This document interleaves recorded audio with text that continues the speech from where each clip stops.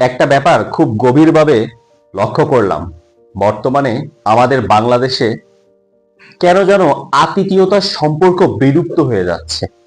আগে যেখানে ডিসেম্বরে এক্সাম শেষ হলে ছুটির দিনে নানা বাড়ি, মামা বাড়ি, খালা বাড়ি বা বিভিন্ন আত্মীয় স্বজনদের বাড়ি যা হতো, শীতের দিনে উৎসব মুখর, প্রতিটা মানুষ শীতের পিঠাপুলি, খেজুরের রস এবং সুন্দর একটা পরিবেশ, কেন যেন গ্রামের পরিবেশ, সরিষা ক্ষেতের ভিতর যে একটা আনন্দ উল্লাস, এই দিনগুলি কেন যেন হারিয়ে যাচ্ছে।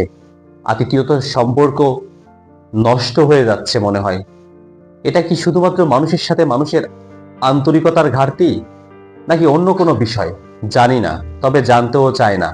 শুধু জানতে চাই সেই পুরনো দিনের সোনালী সৌন্দর্য, মানুষের সাথে মানুষের আতিথেয়তার সম্পর্ক, এটা যেন ফিরে আসে আমাদের বাংলাদেশে।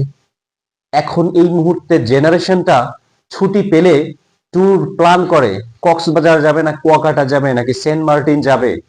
আর যারা রিসার্চ পারসন, মোটামুটি বাপের অর্থকড়ি আছে, তারা প্ল্যান করে থাইল্যান্ডে যাবে নাকি সিঙ্গাপুরে যাবে। আমি অবাক হই, বাংলাদেশের মানুষ কেমন যেন নামেই শুধু বাঙালি হয়ে আছে, আর বিলুপ্ত হয়ে গেছে তার অতীতের সকল সুন্দর মুহূর্তের সেই সোনালী অতীত।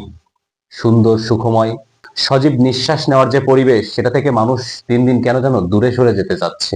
আমি জানি না মানুষ কেন চায় এমন।